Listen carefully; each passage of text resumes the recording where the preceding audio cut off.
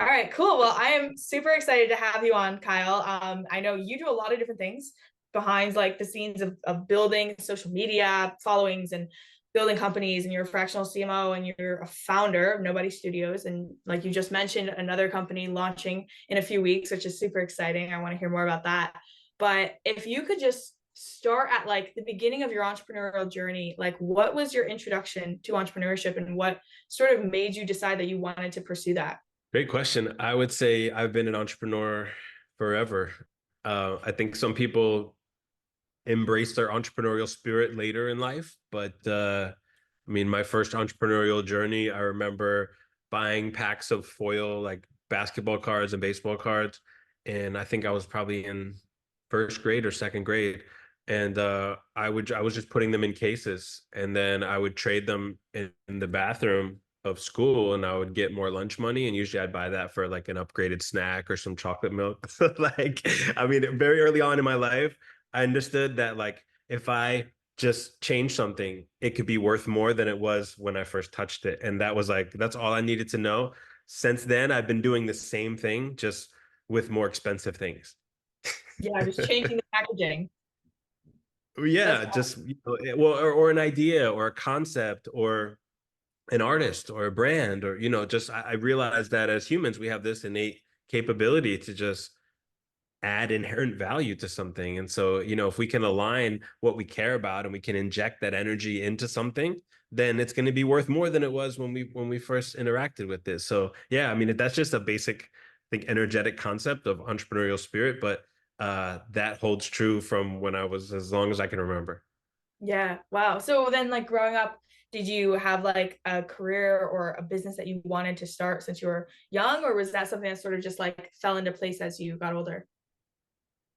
Yeah, there was never one particular type of business. I mean, I remember like most kids, at some point I wanted to be a veterinarian and an astronaut and all those types of things, going through like kindergarten, first, second grade. But I think once I tasted this entrepreneur vibe and then I started to look for it around me and I started to see the implications of the lifestyle, I really just started finding things that I care about and then like trying to spend more time doing those things. And that led to music and film and after those things, then I started to realize, okay, now instead of doing all the cool, sexy stuff, how can I do stuff that's going to make more of an impact? Like start to plan my legacy. Right, That's kind of where right. I am now. Yeah. That's awesome. And was it like something that felt scary? Because I know like for me, when I dropped out of college at 19 and I was like, well, I have to make this happen. Like I have to make things work. And for a while I was just working for startups and learning and absorbing as much as I could. But there was this like fear factor of like the unknown and doing something different than what everyone else was doing. And did you have that like phase where you just go through just like not really knowing how it was going to work out? Yeah, I specifically remember feeling all those same feelings. But now those feelings are normalized in me. It's almost like I need that discomfort. I do believe that complacency is, is really the devil of progress or the enemy of progress or whatever that quote is. I do think that like when I get comfortable and complacent, I mean, there are times when I decided like, hey, I want to just retire early. And I just built this, bubble around me of like comfort, creature comforts. And I realized that those were the worst times in my life. Those were the times when I felt useless and I felt like I was wasting my gifts and my skills and like, what am I doing here? So now, consistently challenging myself and normalizing those feelings of jumping into something totally unknown, like dropping out of college at 19, those feelings now are what keeps me moving, keeps me right, keeps me true. So yeah, I definitely remember those feelings and I applaud you for jumping into something unknown. Yeah, I feel that a little bit now. Like now that it's been like 3 years since I dropped out of college, and like I don't think I could ever be in like a situation where I was just comfortable, like just like making Yeah. a salary and living just like a nice life. Like it would be so boring. It's like that uncertainty that like makes things worth doing and makes things interesting. Right. So Isn't it that it's the things that we chase that wind up, like success or career or money or relationship or, a particular award or like these are the things that we chase. And yet when we attain them, there's studies that show like you're no more happy. There's a two interesting books. One's called The Myth of Happiness and one's called The How of Happiness. And in both books, you can see the author, Sonia Sotomayor, she attributes only 10% of our happiness to those things that we chase. So it's like, if we're leaving Wow. the other 90% of the table, but we're spending all of our time chasing these few things that don't actually attribute to our satisfaction, like, what are we doing? It took me a long time to figure that out. So it's just so cool that you have this platform where you get to talk to people that, have like understood some of these things over trial and error, and then you can avoid making those same mistakes. Hopefully, you and your audience. It's really cool. Yeah, well, it's like fun too because there's a lot of kids that are like just at that kind of like fork in the road where they're like, do I take the traditional route or do I take a gap year and experiment with this idea I have? Or maybe they're in college and they're like, I want to start like, I want to start this on the side, start a side hustle, or they just got out of college and they hate their job. And so there's like people at all different points in their life, and a lot of them are just trying to like find that story or that inspiration to give them the courage just to take a different route. Yeah. And it really is a lot of fun, like seeing people make that choice and like go through that, like that struggle phase and then come out the other end with the satisfaction. And I don't think there's anything more rewarding for me, at least, than seeing people do that. But yeah, But it's, it's not all glamour, right? I mean, no. yeah, there are just as many cases where it doesn't work out, maybe even more. And so maybe it comes down to self-awareness, because like if you really understand that, okay, I have everything I need. I have all the pieces. I've done the research. I've crunched the numbers. I've spent hours talking to AI about it. I did a poll or focus group, and like there's a need in the market for this, and I have the ability and the talent. Like, cool. You should not be in school. You should be doing what you're doing. But there's the whole larger part of that Venn diagram of people that they feel like it's a great idea. They feel it in their bones and they're passionate about it, but they still lack some of the skills required to execute, whether it be managerial or leadership or some specific technical ability. So I do think that self-awareness is key before you make that jump, is just understanding, like, have I learned everything I need to learn here? Because the answer is always no. I mean, every day is a school day, but I guess it's just a minimum criteria that you need to know that your professional skills, your communication skills, your work ethic is in place before you make that jump. Yeah. Yeah, I was super lucky to work for like startups. Is that something, do you ever like work for startups before like starting your companies? I'm only a startup now, so I'm the Yeah. chief marketing officer of Nobody Studios, and we're building 100 companies over the next 5 years. So we've got about 24 of them or so in the hopper. A bunch of them are in market already. So I'm living and breathing startups every day. So going back to the challenging yourself, I mean, there's this ebb and flow on an hour by hour basis in some cases. So I'm never worried about getting bored ever again. Yeah. Yeah. Is that something you like recommend? Like, because I found Sure. working for startups, I was able to learn a lot of the things that I would have had to learn starting my own company, but I was getting paid to learn those things and make those mistakes and figure that stuff out. And then that transferred into when I started my own business and I was able to kind of bring in those skills. Yeah, in the right environment for sure. I think startups are great. I had a similar, my first internship, I had a choice. I remember I was a sophomore in high school and they made us do this internship to graduate. And so I had to I had a choice of going to Universal Music Group, which had like all this cachet and all these famous artists, or I could go to TVT Records, which was just like independent label in New York City. And after the process, I realized that if I would have taken the Universal job, I would have been getting coffee and making copies. Whereas in the indie label, I was doing everything. I was shadowing the mailroom, the A&Rs, and like that really set the foundation for my entertainment career and me as a recording artist and being on tour. That all stemmed from my choice to take the lesser prestigious internship, but really learn what I needed to learn. But I see there's a flip side to that too. It's like if you're going into a startup just for the sake of being early, but they don't have the structure or the organization, how much are you really learning from them, and what kind of bad habits might you be picking up? So I don't think it's Yeah. like startup or not. I think it's really about the team and like the individuals. Like, do you have a strong mentor that you really admire and that you see their organizational skills, or you see how they relate to people or how they make people feel, and that's something you want to learn from? Then like that's the right company, whether it's a big company or not. That's a really good point because it definitely I worked for a couple different startups and some of them it was more of like I'm learning what not to do and how not to lead a team. But Right. because like Yeah. the culture was like that was so like determining of whether it was an enjoyable job or not was just like the culture of the team and the leadership. Great And word. yeah. Well, how do you like kind of pivoting a little bit to that topic of leadership and building teams? How do you lead a team and really like attract A players to your companies? Well, recruiting and the way that we keep our talent funnels full, this is something that has to ebb and flow with with civilization. I mean, we as consumers consistently change the way that we want to consume content. We consistently pivot into what we think is the right fit. I mean, now people are looking at the integrity of the company and the values. I mean, that wasn't even in the language 10 or 20 years ago. So you talked about culture, right? I mean, like, you don't hear like teenagers talking about corporate culture. Like, that just was not a thing before. So if we had based our hiring practices on even as early as 2019, we'd be dead in the water right now. So how do you do it properly? I think number one is transparency. I think the more that you try to hide from people and the more that you try to exclude people or build these silos between leaders, particularly, the more that that's going to trickle down into your organization. And then as a new person coming into that organization, they feel those speed bumps and those hurdles and those roadblocks that you've created. So I think transparency has to be key.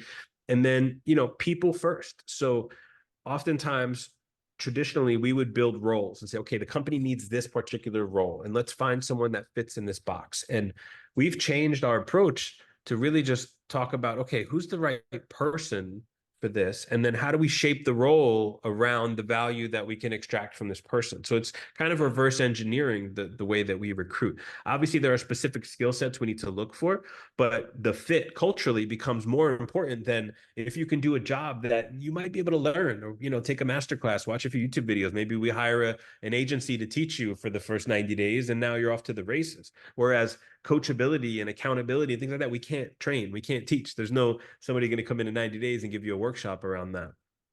Yeah. So transparency, people first, and then maybe a third would be just being able to properly set expectations. They're calling them OKRs now, or traditionally they might be called KPIs, but I think there's a lot of miscommunication around. There's a lot of hype around when a new person joins a company, right? You got this fresh blood, new ideas, new perspective, and that's great. But oftentimes in that, you get lost in terms of like, okay, how do we define success in this role? And being able to define success and then mutually participate and collaborate on those metrics, that's what gets the buy-in, so that at some point in time in the future, you can sit down and say, okay, are we on the right track for this? Or did we accomplish this or not? What can we do to pivot? And I think just through that open communication and dialogue, that's what determines a strong team. Your ability to get through those times when you're not on track and when things didn't go right. That's the difference. So transparency, people first, and then communication through setting expectations. I think those would be my top three of how to build and attract a strong team. That's awesome. And then like in identifying like a business partner, is it a similar process? What are some other factors that go into that? Like if somebody is really going to be a good fit to do business with? Yeah, very similar. And I never really drew this parallel before, but in the way that you ask these questions, because originally we're traditionally we're talking about, you know, vendor X or partner Y, how much can they invest, or what do they bring to the table, or well, what value can they add? But now it's really more along the lines of, well, is this a win-win? And sometimes it's not. And I think now more than ever, we're defaulting to, hey, this might be a benefit for us now, but if we don't see, or if the business partner doesn't see this reciprocated, then it's going to cause more headaches in the long term.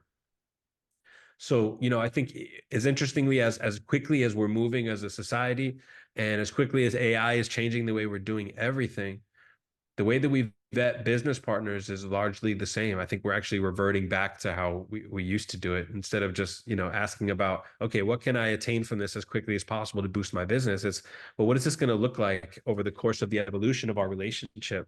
And being able to manage that relationship along the way becomes more important than any short-term gain. Mm-hmm. Yeah. Yeah. No, I think that's a really good insight. And I've heard a few people like say, because like starting off, a lot of new entrepreneurs will start a business with a friend or someone that like they went to college with, or a sibling or family Right. member or something. And so I think sometimes people like overlook the actual like things that matter in a business partnership, because they're like, well, they're my friend, so they should get 50%, even if they don't bring 50% of the value. Right. And So I think that's like a really crucial like conversation to have when you're analyzing if someone's a good fit, is like, do they actually provide the same value if they had no connection to you besides business, and like That's analyzing right. that. That's Yeah. right. How do you quantify their participation and their value add? Yeah, because it might be cool today. It's easy to say, okay, there's the two of us. We came up with this idea. Let's just split it 50-50. It's cool today, but fast forward to 6 months, 2 years from now, one of us did most of the work and one of us is going to feel bitter about giving away half of the prize. So being able to really quantify a cap table, like, okay, you own this percentage and this is the responsibility and this is what your requirements are and this is what not to look out for. I learned something recently in one of our leadership team meetings at Nobody Studios. We created these user manuals for each other, and then we had the motto of like, okay, let's swap user manuals with new hires that come on board. So like, this is how, if I were a device, this is how, this is what to do, this is what not to do. For me, it's, feed me often and don't leave me in the sunlight too long, like, Yeah. but there are real ways that I prefer to communicate, like what platforms, what hours, what days, like, do I work out in the morning? So chances are you're not going to reach you from 9 to 10. There are nuances that if we just took 10 minutes to spell those out ahead of time, I just feel like a lot of the miscommunications could be overcome in the beginning just by swapping user manuals. So I thought that was a cool concept that I wanted to share that with you. Yeah, that's a super tangible thing that people could implement. So do you just have people like when they onboard write a user manual, or? Yeah. Yeah. So we're going to do that now. It was just rolled out on our leadership team last week. So, probably give it a week or two and we'll find a way to templatize it and roll it out to the studio nationwide, or in this case, globally. Yeah, that's super cool. Another thing I know you touched on earlier, like a lot of businesses more than not tend to fail. And a lot of people start a business with big dreams and big ambitions and it doesn't go anywhere. Which I've found in the interviews that I've done that a lot of the people that are successful now had a 10-year process to get where they are, and usually multiple failed businesses in between. And I interviewed a 19-year-old about a month and a half ago, and he essentially just runs Facebook ads and does marketing for influencers. And he makes about 30K a month and he's 19. And I was talking to him, and I'm like, I feel so behind. I'm like, he's 19, he's doing all of this. And then I got to talking to him, and he'd been public speaking since he was 9 years old, wrote a book at 13, wrote a second book that was a bestseller at 16, had tried a few different like marketing things that failed. And now he's 19 and he's starting to get some recognition for it. But it was a 10-year process. He just started very young. And I'm curious if like that's a trend that you've also seen working with a lot of different founders and businesses. Does it seem to have like some kind of a trend within like getting to that first successful business? Yeah, yeah, it definitely holds true. And when you hear entrepreneurs say, fail early and often, and it sounds like your friend took that advice, starting businesses and writing books before he was 10 years old. So, yeah, that's exactly what you hope to accomplish as an entrepreneur, because the more that you can fail early on, the more you're going to learn and be able to avoid those mistakes going forward. So, yeah, I definitely think that that's a trend, as you see successful entrepreneurs that have started earlier and earlier. I always draw the parallel of like music and film and the way that content's being created now. Like, when I first came into the music industry as a recording artist, there were 125 SSL boards, which are like these big, expensive mixing boards in New York City. And now there's two, because everyone's making records on their tour buses and in their basements. And I remember having these massive recording studios with these big Arri Alexa and Sony Red cameras for film. And now people are shooting feature films on their iPhone. So it's like, it used to take a war chest of capital to bring a company to market. And now we're bringing companies to market in 90 days and bringing profitability in 6 months. And so, yeah, I mean, that's a trend across the board. So it definitely makes sense now with earlier access to technology, the ability to scale businesses, to build a business with $100, right? I mean, you could never do that in the past, and now all of a sudden that's available to anyone. And the knowledge, like what you're doing here, is, tapping people's brains and then sharing that with your collective audience. This is the mechanism that continues this trend of scalability and earlier entrepreneurs. Yeah, there's like so many examples. Like everyone I meet, I'm like, wow, I never even knew that could be a business. And now, like with AI, I'm curious, like, what are some new businesses or like changes you've seen now that AI has such an influence on like entrepreneurship and on our world in general? Like, what are some of the biggest shifts that you've seen? Well, it's changing the way we do everything. literally. I mean, the way that you're registering for events and experiences and content we're producing, to the way that we're spending our ad dollars. I mean, at one time, we had to do this manually where, we create 20 different versions of an ad, 20 different messages. We spend $1 on each version, see which one connects, spend a little bit more on the ones that work, spend less on the ones that didn't. And eventually, over time, you have this living, breathing marketing machine. Whereas now, we can just train an LLM, we can scale it up overnight. Now we have a persona that's built that we can talk to.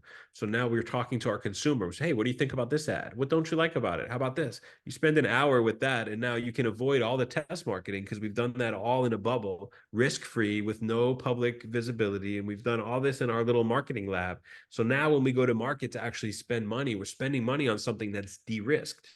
We've been able to mitigate all the risk by using AI tools to guess and check and increase our confidence in a particular ad or a particular message. So yeah, I mean, it's definitely changing the way we're doing everything, and that's what makes these businesses so inexpensive to build now. So you don't need a war chest of capital, you don't need a giant office with a big team. I mean, one person can build 100 businesses in 5 years. We're going to prove that over the next 4.5. Yeah. Wow, that's super cool. So is that like essentially a bot that like you've built and programmed to like perform like one of your customers? It's a free thing that anyone can do. I mean, it helps if you register for one of these GPT services, and you'll have access to the latest AI, right? But I mean, you can go to OpenAI right now and just start training a chat GPT and just start, teaching it and prompting it about what it is. And we have some specialty in the space, but it certainly doesn't take any specific knowledge or skill set other than just, learning how to train a language learning model, learning how to train an AI, and then having that AI represent your brand or your company or your target persona. And so right now we have a team that's building an AI bot, as you say, for each one of our companies. So each of our companies will be personified by an AI, so we can talk to this company as if it were a person, and that helps us to now open up the line of communication and learn more about this company and what people might want from it and what it might need to be more successful or to hit different markets. So it's just a really interesting dynamic to think about, personifying anything using artificial intelligence, and then being able to use that as your test marketing instead of actually spending dollars on it. Yeah, it's crazy. I'm like very much just trying to immerse myself in the whole world because I can't even begin to understand AI. But the one thing I will do is I use it for if I'm like copywriting or ghostwriting, I always like send it to AI and like get a couple different versions or variations of whatever I'm writing to like just get some ideas flowing and how I can change it and edit it. But I need to get better with like the prompting and really like training AI to be that Yeah. like custom avatar. Yeah. Yeah, prompt engineering is a skill that I would recommend everybody learn about. Just read a couple articles, watch a couple videos. But yeah, the more that you can learn how to use the English language or whatever language you speak to be able to prompt what you need, that's a skill that's going to be increasingly valuable over the next few decades. Yeah, super cool. So I want to ask a question about public speaking because you mentioned you're in speaking engagements almost every day, like multiple times a week. So Yeah. I'm curious, like as an introvert, as someone that is not like naturally like enjoying being in the spotlight, is like public speaking something you do enjoy, or is it more of like a draining kind No, of? Yeah. I enjoy it. No. So what motivates you to do it? I have this fire on the inside of me that requires acknowledgement, and the way that it gets acknowledged is by sharing what I have inside with others who might not have it. And I like lighting other people on fire, and the best way I know how to do that is through my words and through my experience and sharing my stories. So that's why I do it, because I feel like I have to. I mean, it's the same way why I'll wake up at 3:30 in the morning and write a song. I don't want to. I want to sleep peacefully and wake up rested. But when I wake up in the middle of the night and I got this thing on me, I got to get it off me. And that's Mm. just how I'm. Yeah, that's super cool. Yeah. I like I think I enjoy maybe I won't in like 10 years or something, but I enjoy like this. I enjoy like podcasts. I enjoy those things. But like where like my introvertedness comes out is then like at the end of the day, I just need to like relax, be alone, do my creative work on my computer and like get it all out. But there's like this like it's this weird balance of like I love being around people, but then when I'm tired, I need to be alone. So it's like this interesting That's good. dichotomy. Yeah, that sounds like it doesn't sound weird at all. It sounds like a perfect balance. Yeah. Yeah. I think a lot of people have like this misunderstanding that if they're introverted or they're shy, like that's just how they're wired and like they can't change it. And it's funny because like they'll let themselves be like, they'll just live in this box of like their own limitations. And I was in high school super, super shy. And it wasn't until I started my first business at 19, I had to learn how to sell. And I just had to get past all of that. And it was this just awkward process of me like getting out of my shell and building confidence. But as soon as I did that, I realized like a lot of confident people were not born that way. They just learned that and developed that muscle of putting themselves in Yeah. uncomfortable situations. So I think that's Yeah. Yeah. Often it's actually, at least from my research, it's the environments that we were put in as kids, like when those things were developing in us, when we decided if we were an introvert, an extrovert, oftentimes it wasn't us deciding, it was someone telling us that that's what we are. And then we just decided to own that label. And so, yeah, it's that I agree with you. It is not a real thing. And, it's just an easy way to communicate, right? Like I say to people, like we're building a product right now, and this product is meant to bring people together through AI, speed dating, networking, group problem solving. And that's sort of my story. Is like I'm an extrovert by profession, but I'm an introvert by design, meaning I prefer not to be a public speaker, but I also feel the need and I'm called to do so. So Mhm. this program is geared for people like me that we don't want to repeat ourselves 9 times or 10 times or wade through fake smiles and resumes to find one genuine person that we connect with out of 100 people that might be posturing in front of us. This strips away all that, where you can just show up as yourself, participate, solve a problem together over the course of a couple of minutes. AI will do all the connecting of the people that work well together. It'll share my contact info. It'll give you a link to my bio. I don't have to worry about that as a participant. So I'm building products specifically to try to bring that social lubricant to people like me who don't really want to be out there networking, but do understand the value of sharing with each other. Right. That's so cool because I actually just started building a platform yesterday and it's a community for like young kids, like college, high school age kids that like want to like just level up their association, get around like high quality people, get like focused. And we do these Yeah. calls for 6 hours a day. It sounds insane, but 6 hours a day, I'm on Zoom calls where we just log on and we get work done and we meet ourselves. We talk about what we're going to do and then we meet ourselves and we get work done. But then in the community chats, like we're connecting people, there's networking and all these things. And it's really like that's the future, is like connecting people online and like fostering those in-person relationships, but starting them in this like online format. So that's super cool. I'd love to hear more about like how that vision came to be. Is it just because like that was a need you personally had and then you saw the market for it? No, it was so we have an idea lab in Nobody Studios, and the idea lab is where any of our Nobody network can plant ideas, and it'll be visible to our entire network of investors and founders and developers and growth hackers. And then that idea becomes elevated to the point where you get into a concept phase, you build the concept out, you share it with the team, we sort of vote on it. It becomes into it goes from ideation, concept, validity, and then scale. So it came out of our idea lab into fruition over the course of the last 6 months, as we tried to figure out how do we converge our existing communities. We did a crowd fund last year, so we have 1,000 new investors across 55 countries and 6 continents. So we tried to figure out, what do these people want from us in this partnership with the studio? Like we talked about, what is this even value exchange? We don't want to just take your investment and then not provide any value. And so what we learned is this common denominator of opportunities, that most of the people that we're working with, they either want opportunities to grow their skill sets or their networks or their bank accounts. So we started to look at platforms like community as a service and virtual event platforms and community management platforms. They all suck, mostly because there seems to be this trade-off between gamification and accessibility. Like the more accessible it is and web-based, the more it feels like this Zoom meeting. And the more gamified it is and the more cool and immersive it is, the more it requires some clunky hardware or some expensive app. And now all of a sudden you're losing the accessibility because now people, you have this barrier to the community. So that trade-off of accessibility and gamification is sort of what drove us to build this. And then the second thing, which really just tipped me over the edge on this, is that when you look at the business model of like content or events, like if you're doing a movie shoot or you're doing a music festival, you have a certain number of days that you're in pre-production, certain number of days you're on set, and then after that event, you're unplugging the lights and everybody's kind of fired until the next event. So the model of production, content, and events is on the clock, specific amount of time. But the model for community, what community demands, is around the clock. So you've got this production being on the clock, but community needing around the clock. There's a clear disconnect between the business models. So that's where we decided to say, okay, we're going to build this new company called Toki Inc. We're going to build products, events, and experiences that is around the clock, that helps people to learn more about each other, that creates social lubricant through group problem solving, that people can connect better.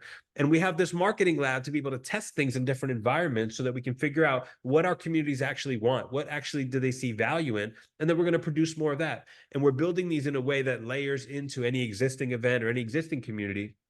So if you have a group of individuals and you want to make them into a team, or you have some people all over the world and you want to build that cohesion, you can roll into one of our programs or roll our programs into your community either way, and you're going to be able to facilitate that level of connectivity. And so that's what I want to do. I want to be able to take technology and use it to bring people together instead of what it's been doing for the past 30 or 40 years, which is separating us.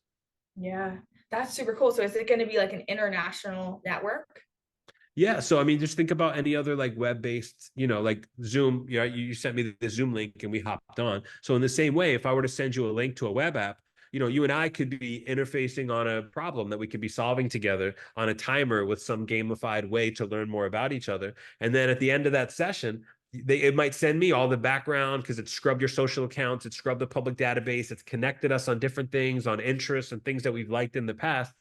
And now I've got this like easy to read report that shows why you and I can do cool things together. And that's something that it would have taken us maybe 5 meetings on a Calendly over the course of the next 2 months to figure out. And by the way, I would have had to show up and I would have had to tell you about myself and I would have had to repeat that to the next person. And then, I mean, that's just the stuff that bothers me about networking. So I just want to show up and like do cool stuff with interesting people. And I want to build programs that facilitate that. Wow, yeah, that's like it just eliminates like that barrier that holds people Yeah. back All from the networking. posturing and just come on, let's just be human. Yeah, I love that. That is such a cool concept, and like especially after COVID and stuff, so needed. So I think that'll be like a game changer, especially for people that are already like on the internet, introverts that like want to connect to people, because introverts need to connect with people just as much as extroverts, but like eliminating those barriers and all that like pointless small talk and yeah, like you said, just getting to know each other. Yeah. That's a And game. conceptually, that makes a lot of sense. But like technically, there's a lot of stuff that we missed because we were like Zoom and Google Meets, these platforms were rushed out. So we missed a lot of the cinematic principles that make viewing experiences. Like, for example, if I was shooting a movie in this office that I'm in, I wouldn't have every shot in this office. I would start with a shot of the street and then a shot of the house, right? Those are called establishing shots so that you as the viewer don't get claustrophobic seeing me in the same background. Well, in the same way, like, why during this broadcast, as you're showing this to people, why are we not zooming out to show where we are, like show the pinpoint of me in Florida and you and where you are, right? Like there's some cool stuff that can be done cinematically that costs really no money. It just takes time and strategy to build in. But these are things that we skipped over. And so now it's a good time, especially with my unique background in content and event production, to bring these things together for the benefit of community first design so that we can bring some of these cinematic elements and things that really help content to resonate and help give us something to experience. We know that shared experience creates trust. That's what we call trauma bonding, right? That's like the negative side of it, where it's like we go through stuff together and now we trust each other more. But it also works on the positive side, right? That's why brands want to launch at music festivals, because they know that you see that product and the synapses start to fire every time you see that, because you remember where you were when you first saw it. And there's this whole consumer psychology behind it. But we missed that, totally missed that in virtual events. We totally missed the boat. So now's our chance to, now we've got 4 years after COVID. Let's take a breath and let's figure out how can we really reinvent these virtual exchanges so that way we can attribute a similar value, a similar feeling, a similar immersive relationship building than we would if we were having coffee at a cafe in Paris. Yeah. Wow, that's super cool. And you touched really briefly on like building social media brands. And I know you have hundreds of thousands of followers. I'm curious like what the process of building that like follower base? Because you don't post a ton. So like how have you created that platform? Was it through the public speaking, or like what was the process of that? There were clear jumps that I can recall like over the years. I mean, I was like probably one of the first persons on Instagram, probably like showing my age, right? So like I just turned 40. So, you know, whenever that was created, like I was there. I went from like MySpace to SoundCloud to Instagram. So I was stuck at like 10,000, 15,000 followers for a long time. And I was posting more regularly then, like actual static posts. But a couple things happened. I did a deal with Katy Perry and Samsung, and I got some visibility on that, and that got me like over 100. So that was a big leap. And then I did this big event. I spoke at CES in Vegas, and they put my Instagram handle up, and I got like maybe another 60 or 70,000. And then it was just like small chips in different countries. I feel like I saturated certain cities where like, okay, everyone who's going to follow me from this city already does. So it was really about now looking at like, creating a global perspective for Yeah. myself. Like now I go to the UAE. I spent time in South Korea. I lived in Denmark for 6 months. I lived in Puerto Rico. I lived in like right. So I just started hitting different markets with the message. And that's really where I saw the exponential growth in different markets. Like the paid media of me spending money to go places turned into earned media of like my presence being there, whether I'm there or not. So I witnessed that shift over time. And the posts, I do post a lot. I just don't do static posts. I do reels. I mean, I do stories. I probably post like 5 or 10 stories a day. And the stories are Wow. what keep me visible. And also the stories give me real-time analytics. So I can see like if I post 10 things in a row on my stories and I see your little face on 9 of them, I know I lost you at this one. So I start to build the muscles that like I'm constantly getting feedback from people as I post it. I'm understanding, okay, did 10,000 people fall off at the third post? Like, what did I do wrong here? Was there no call to action? Should there have been? Were there too many posts at once? Was it the wrong time? So I've just been sort of doing these, like running these analytics in my brain for so long to where now I'm really just fine tuning 4 or 5 buckets of content. Mm. So you'll only see me post like at one time I was posting whatever was important to me, whatever I thought was cool. I thought I was like the curator of the world. And that was the wrong approach. What the right approach was is finding what personas I have in my audience. Like, yeah, I have 500,000 followers on Instagram, but there's really only 4 or 5 different types of people that follow me. And then I started to look at why those types of people follow me. And then I created a bucket of content for each of them. So like I have this, I used to coach like youth football and like I was active in like young professional organizations. So I have this group of people that have aged now. They're like 18 to 24. So I have this group of people and I know where they are. I know what they like. I know where they live. I know what kind of music they listen to. So I create a certain lifestyle post that I know is going to resonate with them. And my CEOs and my board of trustees and my business advisors, they don't like that stuff. They skip right through it. They probably like, oh God, they probably roll their eyes at it. In the same way that when I post about how to run a lean cap table, my 18 to 24-year-olds are like, oh Jesus, boring Kyle again, right? But I have to keep that mix. If I wind up posting too much lifestyle content in hip hop or I post too much business stuffiness, I'm going to lose a fraction of my audience. And I see those dips and I see that ebb and flows. So it's really cool to learn. And like what works for my audience doesn't necessarily work for anyone else's. It's just, it took a long time to figure out my people and figure out what they want from me. And then I just gave them more of that.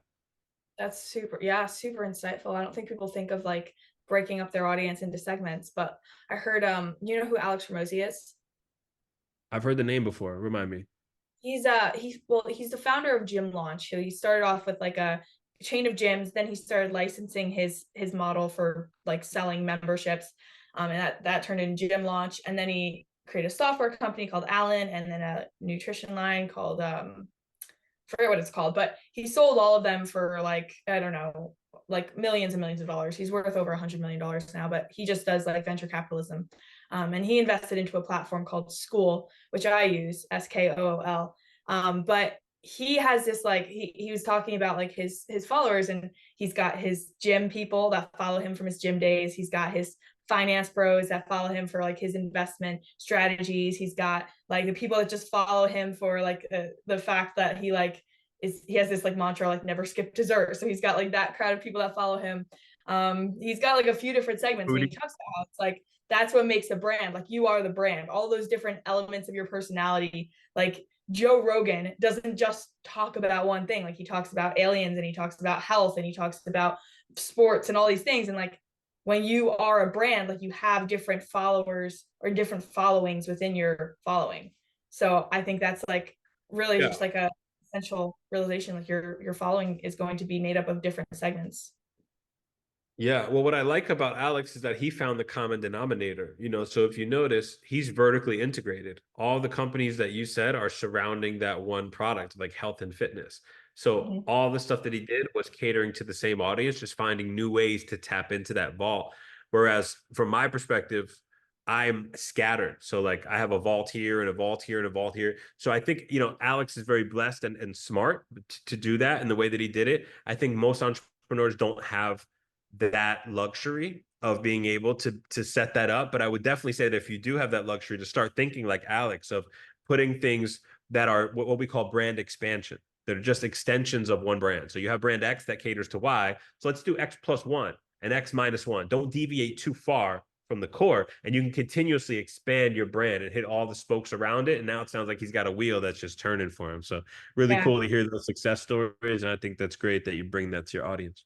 Yeah. And now his platform is so big that he just gives like general business advice. Like he just invests in like school is just an educational platform. So he started off very niche and like you said, like all of his companies, while different, like they all complemented each other. They were all servicing the same market and just different, like servicing different needs within the same market.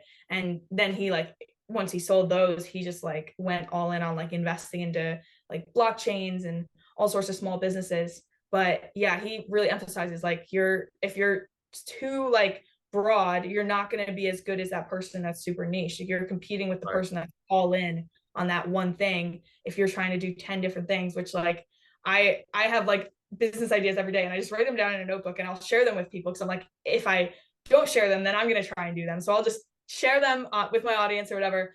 And I will not allow myself to pursue like anything else because I know that like I'll never get great at what I'm doing if I don't just like lock in on that one thing. So, but yeah, no, thank you for your time. This is super valuable. I am so excited to share this with the audience because you're just like right on the money with like what they need to hear and the value. Like I learned so much from this, so I know they will. But yeah, can people find you on Instagram? Yeah, for sure. You can find me on Instagram. It's easy. Kyle X Kane, KYLEXKANE. I made a list. I wrongfully assumed that we were going to talk about building businesses for $100. So I actually built a playbook of how to build a business for $100. So we can talk about that maybe on a follow-up call. Absolutely, that would be amazing. Yeah. Well, Cool. thank you so much for your time. All right. I would Thank love you. that.